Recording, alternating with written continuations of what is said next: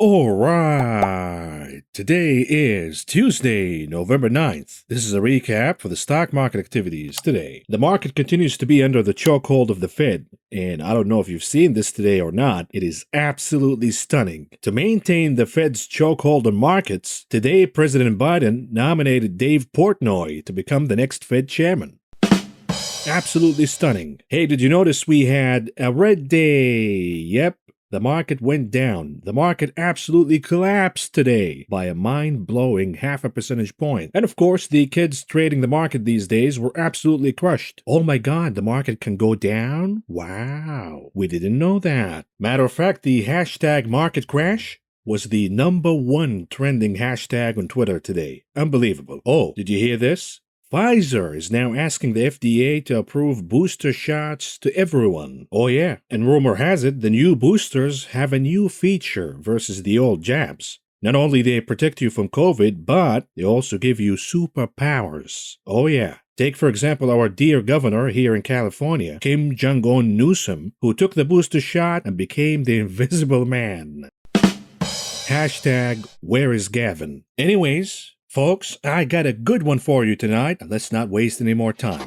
In focus tonight, we're going to talk about inflation. We have more data, more stunning data. We're also going to talk about the Fed's so-called immediate market risks, with one notable item missing. And lastly, we're going to talk about the distortions in the market, specifically the VIX. The VIX has been rallying as of late, along with the market. What was the reason behind that? I got answers for you. But we start with inflation. You know, the CPI, aka the CPLI, due to its tendency of downplaying actual inflation. But anyhow, the CPI is reading at the highest reading in 40 years. This is the first time we're seeing inflation to this magnitude in 40 years. And today we got more stunning data about inflation. Matter of fact, the producer price index surged significantly higher to the highest level since 2010. Producer prices are now up 8.6% year over year. Unbelievable. And of course, US consumers are now expecting inflation to make their finances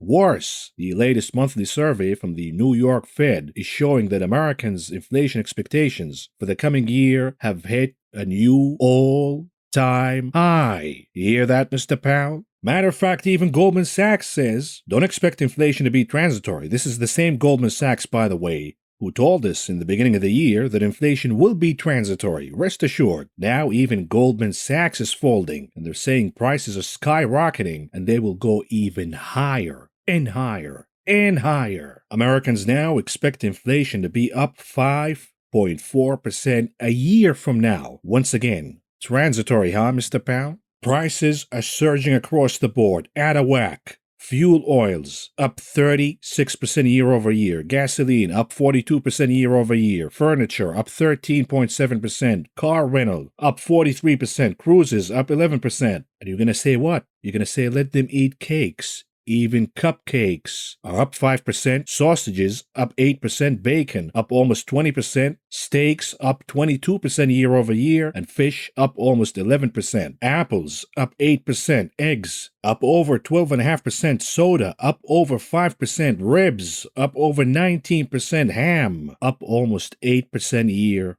over year. Stunning numbers. The consumer is being choked by this inflation. Even the iconic New York City pizza is no longer $1 a piece. Yep, forget about the slice, the $1 slice. That's gone now. Thank you to Jerome Powell. And of course, your media propagandists, they went from the transitory playbook. Now that we know inflation is not transitory and will probably last for longer than many expect, it will perhaps be the biggest inflation crisis since the 1970s. The propagandists are now changing their playbook from transitory to let's embrace inflation. Inflation is good. It is lifting your wages higher. Meanwhile, I showed you the facts a few days ago that your wages actually went down due to the rise in inflation. And here we have an insensitive, I want to say a word, a curse word, but YouTube is not happy with me cursing. They say the content is okay, but you curse a lot. So we're not going to curse. We're just going to call this person, this gentleman, a genius. This genius is actually saying, you know what? COVID and inflation is the best thing that ever happened to this economy. Why are you people complaining? Embrace inflation. How COVID became the unlikely hero of our inflation crisis. The case for not painting the inflation we're seeing as some mysterious disaster, affliction that is descended on the economy. And this is by the genius, James, whatever that is, an absolute garbage of a person, a scumbag. And this genius says, inflation hawks have been telling a scary story or scary stories about impending inflation ever since the Federal Reserve slashed interest rates to near zero during the financial crisis of 2008-2009. I'm not going to read the entire article for you because we're going to puke a lot, but in essence, here's what he's saying. Providing that context, rather than telling scary stories, it is important not just because it is accurate. It is also important because when people see inflation as a force that is disconnected from the underlying economy, their inflation expectations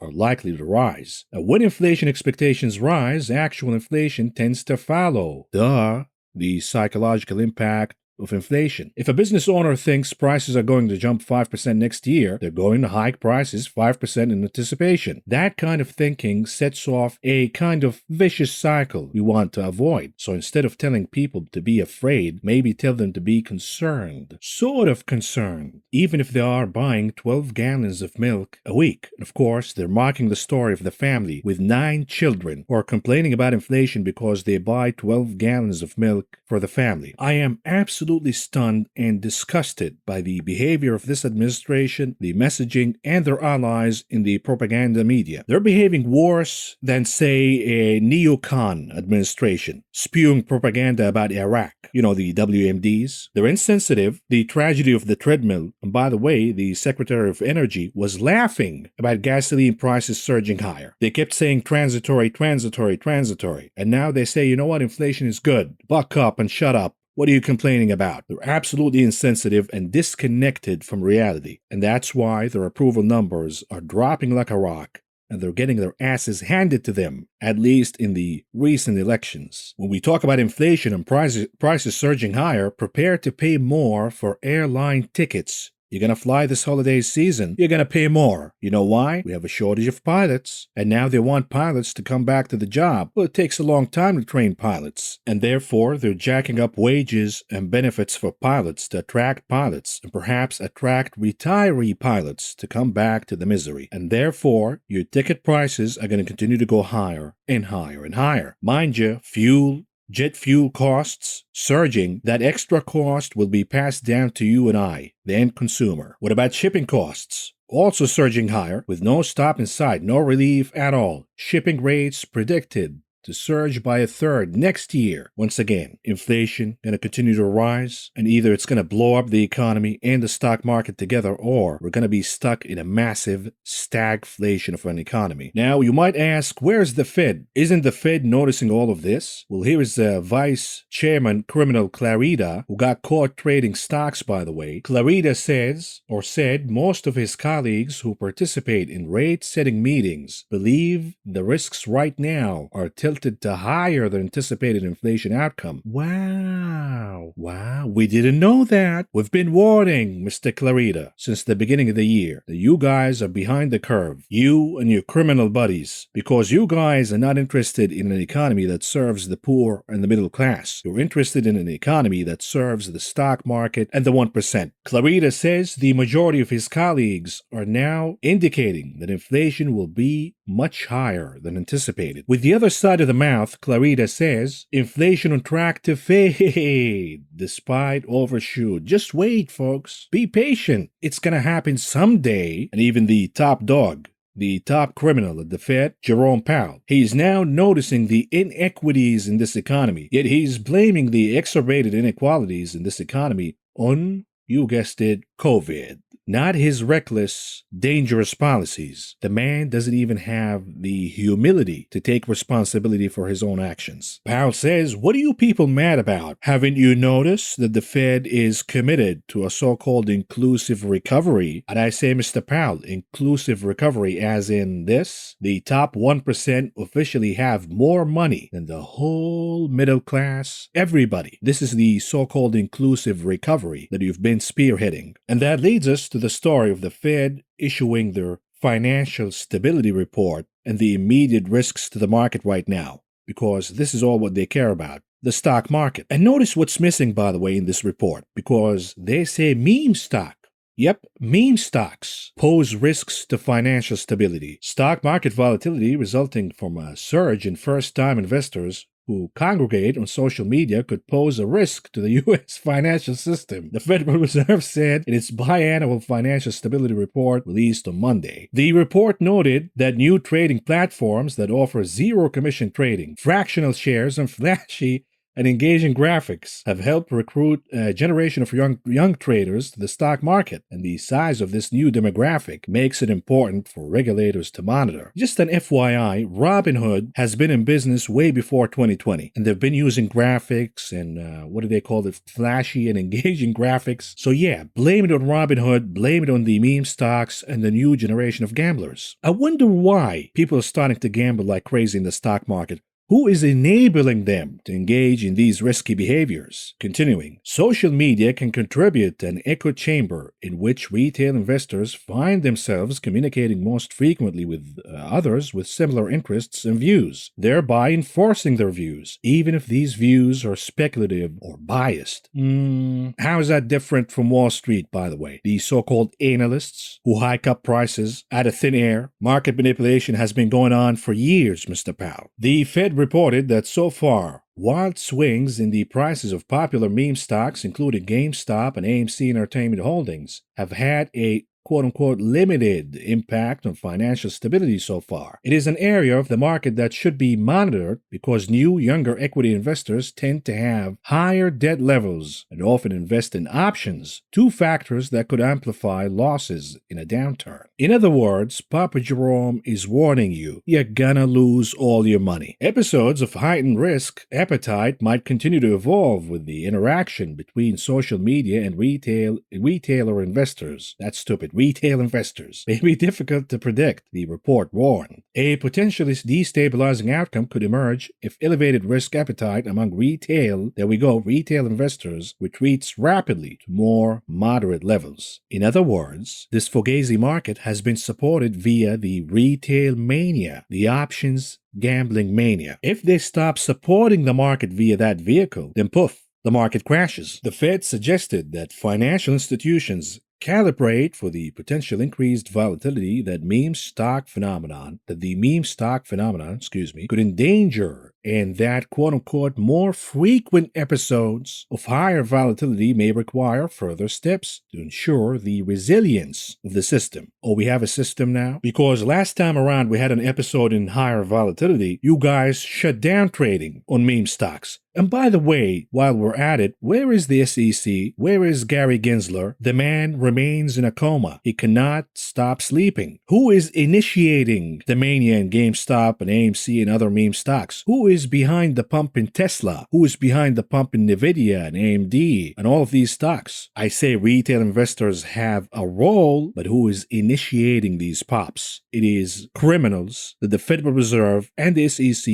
seek to protect. And we all know who these criminals are. Other vulnerabilities to the financial system outlined in the report, including high valuations for stocks and real estate. Wow, I wonder who's behind the high valuations for stocks and real estate. Who's been printing money out of thin air like crazy? Continuing, which remain elevated relative to corporate earnings and rents, the Fed noted. However, that quote-unquote despite rising housing valuations, little evidence exists of deteriorating credit standards or highly leveraged investment activity in the housing market. You mean people working in California, moving to Idaho, taking a loan, working remotely for now, and then when the economy turns sour, all of these people gonna lose their jobs? What happens after that? On the positive side, businesses and households have seen their debt relative to income decline in recent months, as federal stimulus and rapid recovery from the COVID-19 recession has helped bolster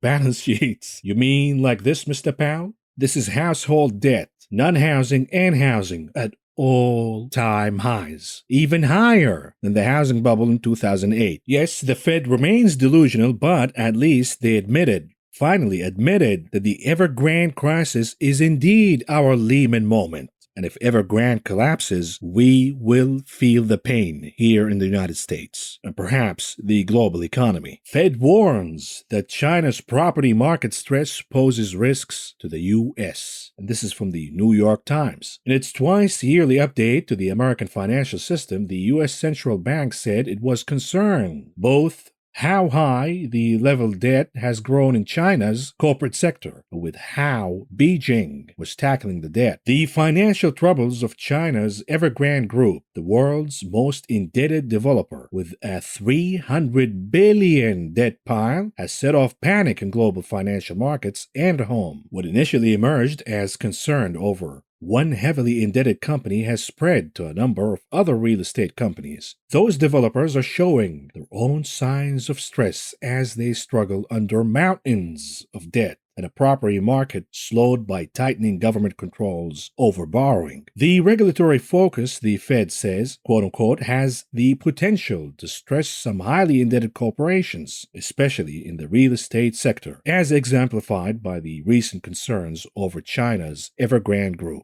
These stresses, this is the important part, of course, these stresses in turn could spill over into the broader economy. Quoting here, given the size of China's economy and financial system, as well as its extensive trade linkages with the rest of the world, financial stresses in China could strain global financial markets through a deterioration of risk sentiment, pose risks to global economic growth, and affect the United States.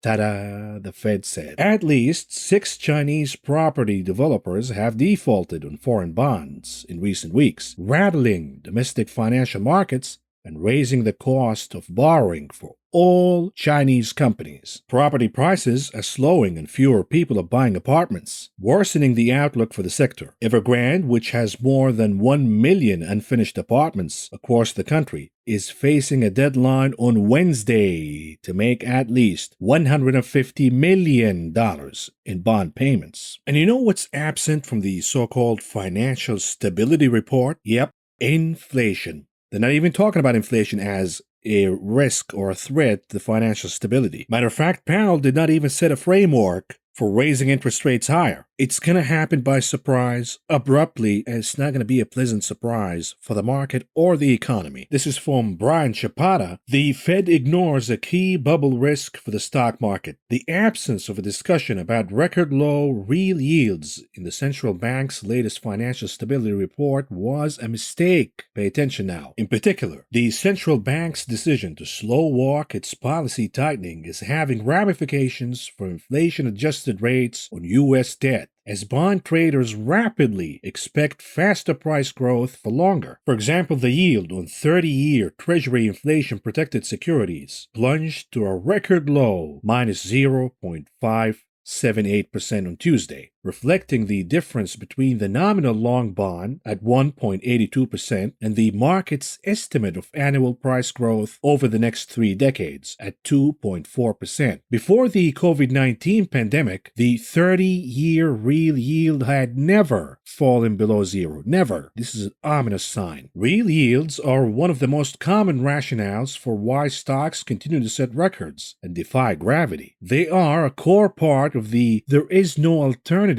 aka TINA thesis. Why own bonds that won't even net a positive return after inflation? Might as well throw the money at pricey equities, where companies at least have the chance to pass along cost increases to consumers and bolster profit margins. Therefore, we continue to do earnings reports, earnings reviews. You want to pick the companies with the pricing power and the receptive consumer to the increases in prices. Citigroup's Matt King summarized the current dynamic in a recent Odd Lots podcast with Tracy Alloway and Joey Who Cares. Investors have been trained almost, don't look at the underlying fundamentals. They haven't got anything to do with the market price. It is only about the stimulus. It's only about real yields. And they are seeing real yields back at the lows. And they are saying, well, therefore, there is nothing to worry about. The long-term story, the slightly scary story is, the last few cycles have not really gone according to plan. Are you paying attention or not? Put that coffee down. At no point, at least until now, have the central banks had to raise rates to shake off an inflationary and overheating economy. And what's triggered recessions has instead been accidental bursting of asset price bubbles. And the scary bit is that each time it has been a lower level of real yields, which has triggered that bursting of an asset price bubble. And it is almost as though it is taking a lower and lower and lower level of real yields, or a larger and larger and larger degree of stimulus to keep investors holding on to fundamentally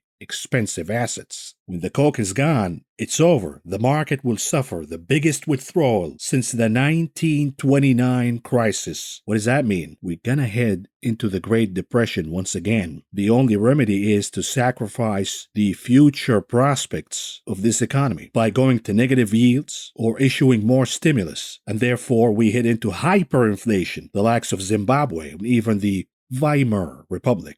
One common refrain from investors goes something like this. The longer the Fed allows negative real yields to push equities to new records, the more painful it might be when it finally decides to raise interest rates. It sounds like a typical Fed grumbling and caution until you realize just how much Americans are counting on persistent stock market gains. According to the Fed's own survey of consumer finances from 2019, 47.8% of Americans younger than 35 had either direct or indirect stock holdings, the largest share since 2001. Oh boy. What will happen to those 47.8, which we now know probably over 60%, if not more? What will happen to them when the clamp comes down slamming? That makes sense, the report says. As the central bank noted in Monday's report, quote unquote, because equities feature higher volatility and expected returns than many other financial assets, they tend to be more attractive to younger and less risk-averse investors. It added that, quote-unquote, access to retail equity trading opportunities has expanded over the past decade. One factor contributing to this expansion has been the elimination of trading commissions at major retail brokerages. But hold your horses here, because it's not just the youth who's YOLOing stocks these days, but because the Fed has been locked near the zero lower bound of interest rates for so long, it seems to have changed the calculus for older investors too. Some 51.5% of those who are 65 to 74 held stocks in some form as of 2019, up from just 30% in 1992. Listen to this. And for those 75 and older, stock holdings have never before commanded a greater share of their overall financial assets at 54.9%. YOLO indeed. This will be an epic disaster. We're talking about retirees here. They cannot afford to go back to work as the youth might be able to do so. What's going to happen here, folks? What's going to happen when these retirees lose all of their money? Absolute mania, absolute delusion. You want to talk about irrational exuberance? We're beyond that now. We are at irrational delusion. And lastly, let's talk about this story about the VIX. Why is the VIX surging higher while equities are also surging higher? We're talking about the SPY, the S&P 500, of course. Traditionally speaking, the VIX moves higher when the S&P moves down because we see more hedges, more buying of puts against the SPY. But when we talk about market stability, take an note, Jerome, we have so many distortions in this market. When we talk about the bond market, gold prices, all distorted. But this is an interesting phenomenon. The market is so distorted, even the VIX is rallying higher along with the market. So what's going on here? Options craze is rewriting rules of VIX S&P 500 relationship. What are they talking about here? We're talking about the options gambling mania. The day trader obsession with using bullish options to speculate on stocks is doing strange things to the age-old relationship between U.S. equity market and its benchmark volatility index. Rather than move in opposite direction, as the S&P 500 and CBOE volatility index have almost always done for 3 decades, they went up in unison for 2 weeks, a stretch of synchronized increases not seen in 14 months. The last time we've seen this phenomena was during the so-called NASDAQ whale in the late summer of last year, which we now know it was actually SoftBank manipulating the market via options. It is always an ominous sign, by the way. One common interpretation might be that there is a growing sense of uneasiness as traders bet up the prices of bearish options that in turn lifted the VIX. Blame it on bears, right? Blame it on shorts. Not really. But an analysis from Susquehanna International Group showed the opposite is true, and that is investors are flocking to call options to chase gains in stocks like Tesla and Nvidia, resulting in a spike in upward volatility. The NASDAQ 100 just rose along with the CBOE NDX volatility index for 3 straight weeks, the longest stretch since January 2018. And your homework is look up what happened after January 2018. The increase in upside volatility has been even more notable, with historically high call skew now priced into the NDX and many of the individual names. That is reflecting demand for upside exposure and a shift in perceived tail risk incrementally away from the downside tail and toward the upside tail, even as the index and the individual names have or hit new highs. And this is according to Christopher Jacobson, the strategist with Susquehanna. The pattern speaks to the rampant fear of missing out among traders who have watched stocks melting up amid better than expected earnings and a dovish pivot from major central banks. Once again, blindfolds on, running Naruto style, buying first, asking questions later, a recipe for disaster. And here is the delta call skew in the NDX. What does that mean, bro? Does that mean we should YOLO stocks? We should YOLO the NDX? No. Hold your horses. The NASDAQ 100's call skew, or a measure of the cost of bullish options, sat at the 98th percentile of its 5-year range according to data compiled by Susquehanna. The pattern of shares up, volatility up, is also obvious among some 20 big tech stocks. Plotting their implied volatility over time, the firm found that more than half of them saw their call skew sitting in the top 5 percentile of a 2-year range, meaning call options are expensive because everybody's stampeding to buy call options, the FOMO trade, right? While other investors may have been behind the options frenzy, one usual player, listen to this, the retail crowd, is surfacing again. Their force is exemplified by a jump in premiums spent on small lot calls, the indicator widely followed as a gauge for retail interest. According to Options Clearing Corporation, data complied by Susquehanna, small lot call premiums have surged in recent weeks, approaching the peak reached in January during the GameStop mania. And here it is, call options to the moon. These are small lots, 1 to 10 contracts.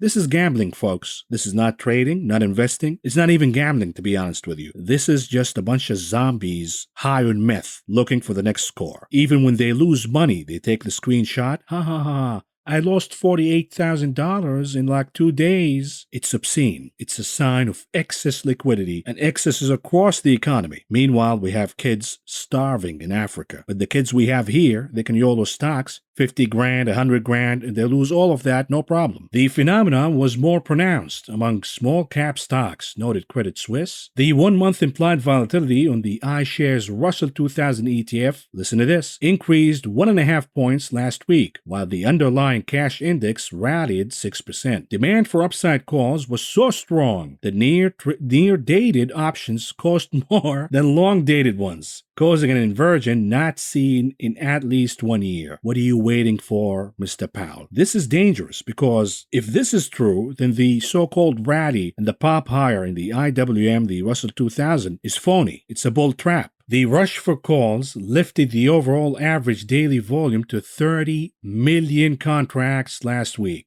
the second highest in history, data compiled by Bloomberg shows. Folks, this is the biggest mania in history, and it's going to end up with the biggest disaster in history, the biggest crash in history, and even Morgan Stanley is sounding the alarm. Risks of a market bubble are growing. We're beyond a market bubble, Morgan Stanley. We're already in a bubble, the biggest in history, and when it pops, God help us. We are concerned that Fed policy is divorced from the fundamentals, says the CIO of Morgan Stanley Wealth Management. Jerome Powell will create the biggest economic disaster, the biggest market disaster in modern history. Will he pay any price for doing so? Of course not. And remember, Powell is only a puppet. The people behind him, pulling the strings, those are the real criminals. The problem is, at least for now, they run your life and mine. Anyhow, folks, we have to move on here. We're running out of time. And let's start with the market's performance today. And here we go.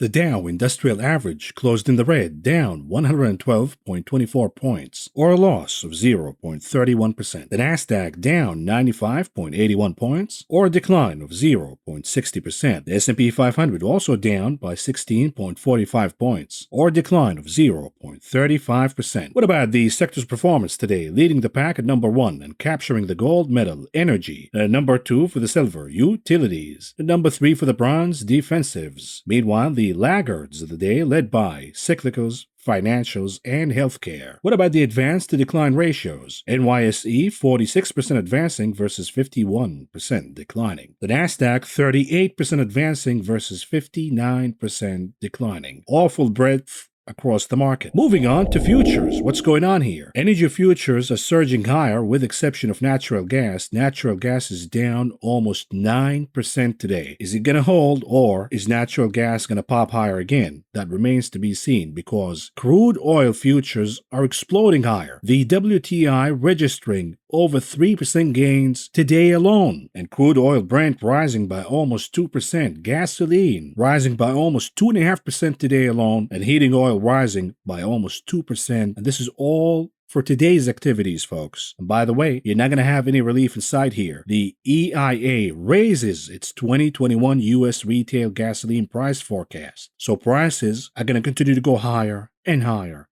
and higher. And they say, oh, you're just a perma bear, bro. You're an alarmist. What's up with the FUD? The FUD is the only way for you to wake up right now. Do you even have a plan? Of course not. What about softs? What's going on here? We have declines for lumber by about 1.5%. Meanwhile, cocoa and sugar on the flat line. On the other hand, we have massive gains here for coffee, up over 4% today. Likewise, OJ and cotton futures also registering gains of about 2% apiece. What about metals? Pretty much on the flat line, not doing anything here. Gold, silver, platinum, copper. The dollar is not moving one way or the other. However, palladium is down big, about 2.5% today. What about meats? Live and feeder cattle futures on the flat line, while lean hogs futures getting slaughtered today by about 2% or so. On the other hand, grains are shining. We have gains across the board, led by soybean meal, soybeans, wheat, rough rice, soybean oil, corn futures, all rising higher, while we have declines for oats and canola futures today. By the way, rough rice is the new Twitter handle for Dave Portnoy.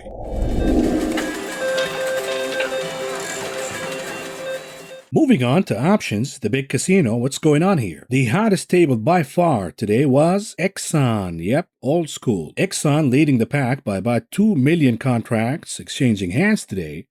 About 98% of those were calls. Usually, not always, this is a sign that the stock will trade in the red tomorrow. And here it is at number 2, Tesla, with about 1.3 million contracts today. About 44% of those were calls. They're buying more puts now, of course. But all of these premiums are out of whack. They're too expensive. What about Ford, at number 3, with about 800,000 contracts today? 77% of those were calls. The implied volatility in Ford is absolutely ridiculous right now. And I own the stock, by the way, but this has gone too far now. The stock needs to pull back. And what about the unusual activities that took place in the options market today? Usually, in down days when the market is about to reverse or we're about to see more declines, the options gambling mania cools down. And this is exactly what we're seeing right now. They're not betting a lot, and they're buying very short term with 3 days left, meaning for Friday's expiration. So these are not of any value to us, but they are worthy of observing. What about the ticker eBay? EBAY for eBay, you guessed it. They're buying calls, the 78 calls for the expiration date, November 12th, meaning this Friday, with expectations that the name could pop higher by more than 5% by then. They paid about 25 cents apiece to enter this trade. All in all, spending about $900,000. What about the trade for the ticker BQ? This is a Chinese name. They're buying a lot of calls here, specifically the 2.5 calls for the expiration date, November 19th, with expectations that the name could pop higher by more than 10.5% by then. They paid about 30 cents apiece to enter this trade. All in all, spending about $400,000. What about the trade for the ticker NVDA NVIDIA? The mania goes on, but it's getting more dangerous by the day. Somebody's buying calls, somebody's selling calls. The 325 calls for the expiration date this upcoming Friday, with expectations, at least for the buyer, that NVIDIA could pop higher by more than 6% by then. They paid about $2.30 apiece to enter this trade. All in all, spending about $3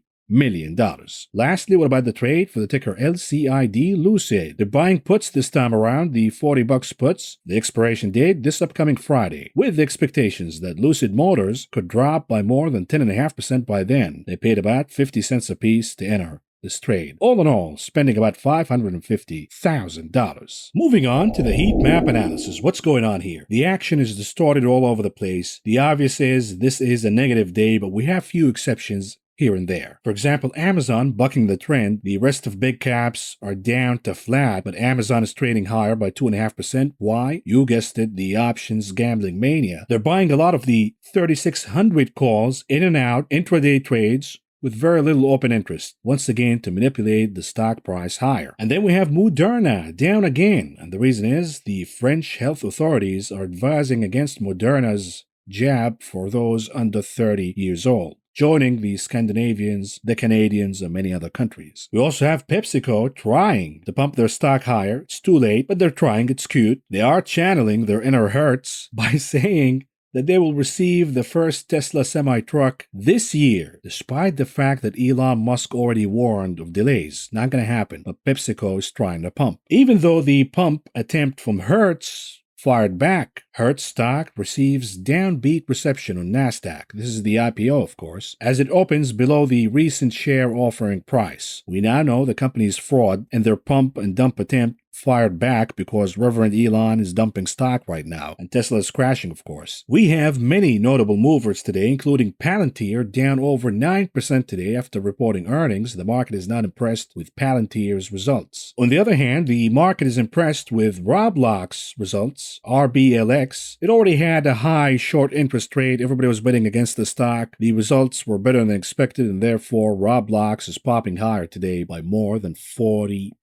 Yep, 40%. What about GE? Old school, also popping higher by about 2.5% today, and the reason is they're splitting the company into three: aviation, healthcare, and garbage, I guess. And then we have the home builders, D.R. Horton, the likes, also popping higher because yields are crashing. Likewise, we have Blackstone, also popping higher by a little over 3% today, and the reason is yields are down. They're in the real estate business. When yields go down, interest rates go down, all good for the housing mania. On the other hand, we have Upstart, SoFi, PayPal, Visa, MasterCard, all crashing. This is an ominous sign, by the way. I'm going to tie it up with you, when we visit the charts analysis for the 10-year yield. Speaking of charts, we're moving on to the SPY 30-minute chart. What's going on here? We have the gap and crap followed by a bear flag and another bear flag, and the assumption is that the SPY will continue to trend down. We're seeing the unfrizzling of the mania, and the ultimate support will be 454. We have plenty of so-called soft support before that, but that's not going to hold in a flush down scenario. Another way to look at the chart from a 1 hour perspective, this could be a head and shoulder formation leading to more declines to come for the SPY. Here is a daily chart for the continuous contract on the SPY, the S&P 500, way overextended here. From an RSI, MACD perspective, from a candlestick perspective, all of this is going to be washed away. All of this rally, not all of it, but a lot of it was built via the options gambling mania. All of that's going to be erased. The question is it 20%? Is it 30%? Is it 80% of the rally? Whatever percentage it is, all of that will be erased rapidly, and the ultimate support will be 4,549.5. What about the weekly chart for the SPX, the cash index for the SPY? Everything is working according to a plan. We have the channel, defined peaks and defined valleys. We are expecting a pullback. Everything is working right now according to the trend. Nothing has been broken. The pullback could be aggressive all the way down to the end of the channel. What about the Nasdaq, the Q's 30 minutes chart? We also have a bear flag. The likelihood is it could play down again. The problem is the 30 minutes chart shows oversold conditions in the RSI and MACD. Could we have another pop and then a sell-off, a gap and crap again? That could happen. But in all likelihood, the sell-off will continue without a pop higher because we're coming off from highly extended levels. The support I'm eyeing is 372, although we have a support zone from 387 all the way to 390. The Nasdaq could fall down to that support line. It could find some buyers, the maniacs, the FOMO crowd, the buy the dip crowd. They will be slaughtered again in time. Here's a daily chart for the continuous contract for the Nasdaq. What's going on here? Again, overextended indicators, the RSI, the MACD due for a massive reversal. For now, we don't have a reversal, a confirmation of a reversal from a candlestick pattern. For now, if anything, the chart is consolidating in a bull flag pattern. So watch out here. The confirmation could happen anytime now. When it happens, it's going to result in a flush down. So you're going to have little time here to place your trades. Are you brave enough to buy puts right now? You're probably traumatized after a lot of losses from the recent surge higher, and therefore you're going to wait after the fact before placing the puts. This is just simple psychology, of course. And even Bloomberg says that we're seeing the highest RSI levels since the mania in 2020, the so-called Nasdaq whale mania. What about the weekly chart for the NDX, the big Nasdaq? Again, we have a defined peaks and valleys. We're at the peak right now. The plan is you pull back all the way down to the lower end of the channel, and then we take it from there. But what about the IWM, the Russell 2000? 30 minutes chart. It's been trading higher and higher and higher. Bull flag after bull flag after bull flag. And now, finally, we have a bear flag. My concern is, what if the Russell 2000 pulls back all the way down to 233 or 229? What does that say about the recent pop that we got in the Russell 2000? It will say that this is a bull trap. It was fake, phony rally, phony breakout, which sucked a lot of bulls. I hate to see it happen because it will be an ominous signal for the economy when the Russell 2000 even fails to break out. But it is what it is. And here's the chart for the US dollar, still trading within range. The support, 93.7. The resistance, 94.7. Watch out here. Be careful of Tricky Dixie. Tricky Dixie will surprise you. You're going to bet it higher, next day it crashes. You're going to bet down, next day it pops higher. Be careful of making any assumptions here about the Dixie until and unless one of these two levels is broken, the support or the resistance. What about gold? What's going on here? Popping higher, gold all of a sudden rising from the dead. What happens, psychologically speaking, when gold breaks above the three amigos? Well, at least traders like me are going to have FOMO, and I'm going to chase gold. My target was 1,685. It didn't happen. Now I'm about to have FOMO. If the three amigos are beaten, if more traders think exactly like I do, then we could have an exacerbated move higher in gold. The problem is, yes, yields are down, therefore gold is rallying. But remember this, gold has three enemies: the dollar, the 10-year yield, and Bitcoin. For now, gold has been ignoring Bitcoin. Bitcoin has been stealing the thunder away from gold, but it's not driving gold prices down. The 10-year yield was pushing gold down. Well, now the 10-year yield crashed. That's one enemy eliminated. We have another one in the Dixie, the dollar index. If that one crashes, then gold goes to the moon, and vice versa, of course. And here it is, the chart of the 10-year yield. What a crash. The head and shoulders playing out. We have negative divergences in both the RSI and MACD indicators. It doesn't make sense. The Fed is tapering, the Fed is raising interest rates, yet yields are driving down. This is an ominous signal. I know the geniuses over at TV are saying, you know what, yields are down. Let's YOLO the Nasdaq and tech and growth momentum stocks. Wrong, wrong. These are the same people who said inflation is not going to happen because yields are not going higher. Wrong. Inflation is not going to happen because gold is not going higher. Wrong. Inflation is not going to go higher because the velocity of money is still suppressed.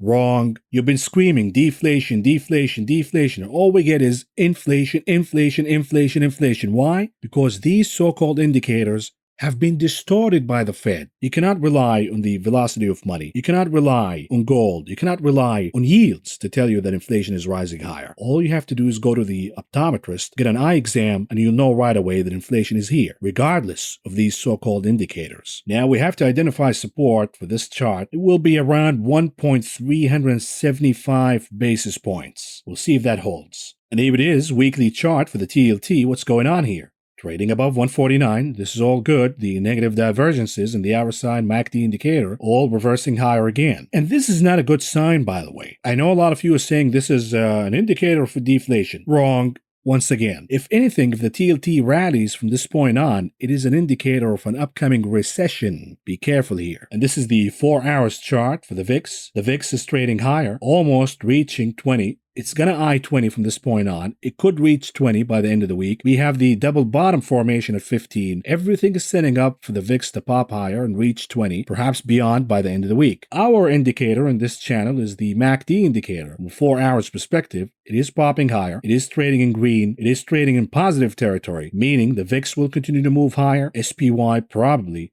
in all likelihood, will continue to move to the downside. And here's a daily chart for Apple. What's going on here? Apple remains resilient, holding above 150. They continue to buy options, call options out of the money like crazy. So is that side is going to win the options mania, or the bear flag that you see right in front of you on the screen? We will know once the 150 is broken, then the bear flag wins. If the 150 is maintained, then we know that the options mania is shifting from Amazon, Nvidia, AMD, Tesla, back all the way to Apple. Speaking of, here it is, a daily chart for Tesla, the souffle, dropping like a rock.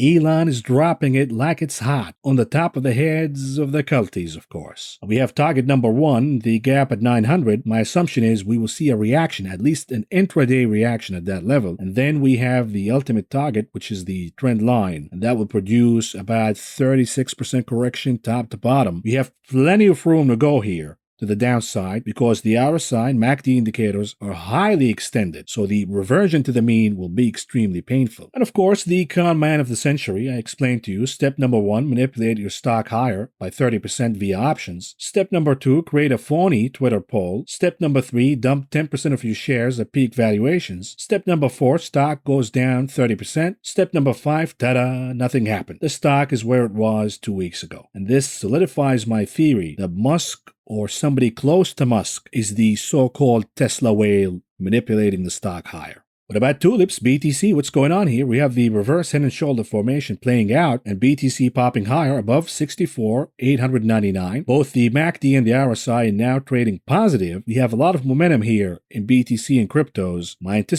expectation, is for the chart to continue to pop higher until and unless we have a reversal signal. We have a lot of support here for BTC and tulips in general. I don't know if you caught the interview with the Capo di Capi, the iMob boss, Tim Apple. He also announced that he owns cryptos. Oh, I'm sorry, that's not the outfit that iMob boss Tim Apple was wearing today. This is the actual outfit. Yeah, there we go. Here we go. The laser beams. And I say, you know what, Tim Apple? You're a hypocrite because you're not including the brick charger with iPhone purchases because, quote unquote, you want to protect the environment. Yet you are investing in the fastest growing threat to the environment, which is cryptos. I don't know if Tim Apple is aware, but every single Bitcoin transaction, even buying a latte, consumes over $100 in electricity. This is the biggest threat to the environment right now. And you're seeing so-called green investors like Dorsey and the likes, YOLOing cryptos, hyping cryptos higher. What a bunch of hypocrites. Bitcoin may soon consume more power than Australia, almost 10 times more than Google, Microsoft, and Facebook combined. The max estimate for the annualized energy consumption defined by the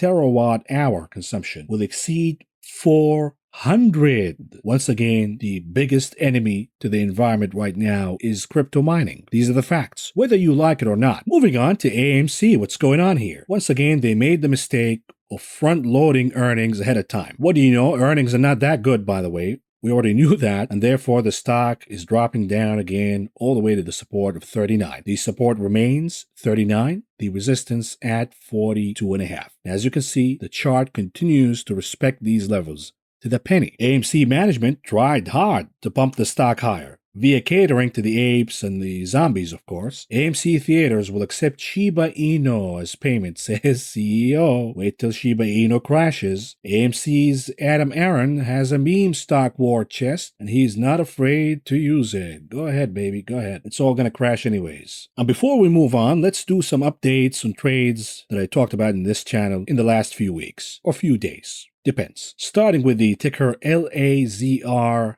Luminar. Then we have another chart, a weekly chart for the ticker LAZR. This is for Luminar. I bought some calls on Luminar. I believe that the negative momentum is topping, and it is paving the way for the bullish momentum to creep back in and push the chart higher. We have a lot of LiDAR stocks, by the way, but Luminar remains, at least for now, the go-to name if you're betting for LiDAR technology. At least for now. The valuations don't make sense at all. The stock remains elevated in valuations terms. However, from a technical perspective, the stock is overbeaten and oversold, suggesting that perhaps we will see a reversal, a pop higher, a rebound, whatever you want to call it, doesn't matter to me. And therefore, I'm playing this one via call options. And here's an update to the chart. It popped higher by a lot today, over 50%, and therefore I had to close my calls. The intention was to hold these calls all the way for at least a month or so. The problem is the stock popped higher by about 50%. This is a gift. You cannot afford to be too greedy here. You gotta book your profits. In trades like this, you leave a little bit of house money in case the stock pops higher from this point on. And if it does, you're going to feel a little stupid, of course. Why did I close my calls? But what if the opposite happens and the stock crashes after that? We have earnings coming out soon. If that happens, you're going to feel smart. So the balance between the two is take the majority, leave a little bit of house money in case the stock continues to rise higher. Next, we have Discovery. Let's revisit what I said before. And the last chart of the day is for the ticker DISCA. This is for Discovery. This is a weekly chart, of course. After the Bill Wong Archegos disaster, the stock flushed down and it has no fans. It is not receiving any love at all, even though it remains a fantastic business, a growth monster in the streaming arena, yet unbeloved by market participants. The reason is we have the sour taste in our mouth due to the Archegos disaster, but the name is about to report earnings this week. I do believe that you will be stunned by the growth in subscribers for Discovery's streaming service, and therefore I'm buying calls on Discovery. And here's an update. The stock moved a little higher by about 15% or so. This is a weekly chart, of course. My intention is to hold these calls all the way to next year because I intend in exercising these call options and hold shares of Discovery. Even if the stock market crashes, this is a cheaply valued name. It already crashed. Next, we have Ferrari, the ticker race, and let's revisit what I said before. Ferrari, the ticker race, RACE. Here's the chart exploding higher. Pretty much every EV manufacturer, the charts are exploding higher, be it Tesla, be it Ford, be it GM. Oh, wait a minute, it's not GM, just Tesla and Ford. And here's another one. The question is, do we have a reversal today? It appears so. The RSI is way overextended. We have a reversal candle popping higher, gap and crap at a high volume, the highest volume since February. If this is not a reversal, then I don't know what is.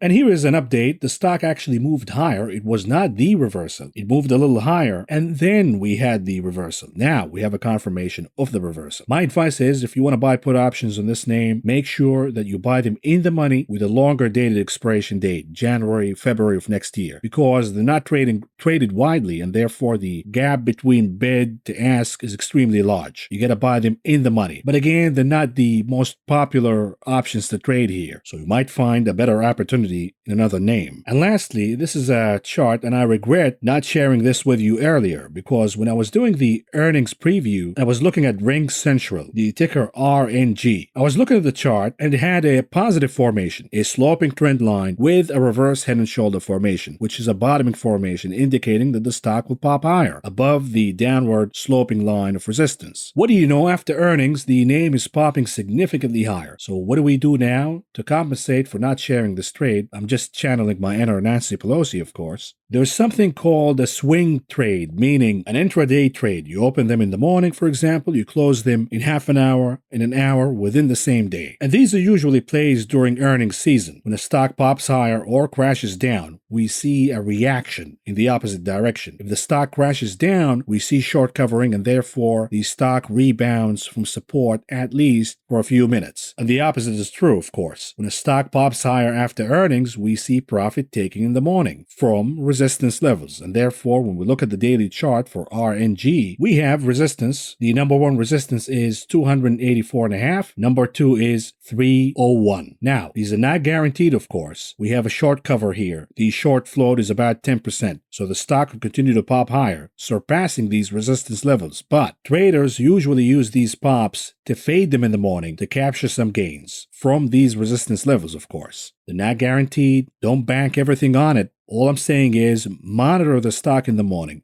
And if you see that the stock is struggling to break above these resistance levels, then you place a put trade, you leave it for a few minutes as the stock trades down, and you make a quick buck. In, out, hello, goodbye. Moving on to the conclusion of this video, what do we have on the economic calendar tomorrow? We have the weekly jobless claims, and then we have the big one, of course, the CPI, also known as the CPI, and therefore the cooks are going to be busy in the morning. What are they going to be busy doing? They're going to be busy trying to cook a meal, a cold meal, showing us that inflation is not a problem. It is slowing down, yada, yada, yada. Lastly, what about the earnings calendar? We have Wendy's, Dutch Bros, Affirm, Disney, and Bumble. And of course, we're going to review all of these earnings by the end of the week. Fortunately, a lot of you are receptive to the earnings videos. Before, you were not into them. Now, a lot of you are into them, so we're going to continue to do that. And with that, ladies and gentlemen, I'm done here. This is all I got for you for now. Thank you for listening. Thank you for watching, and I will talk to you again tomorrow. If you found the information presented in this video helpful, please subscribe, press the like button, the notification button, and follow me on social media.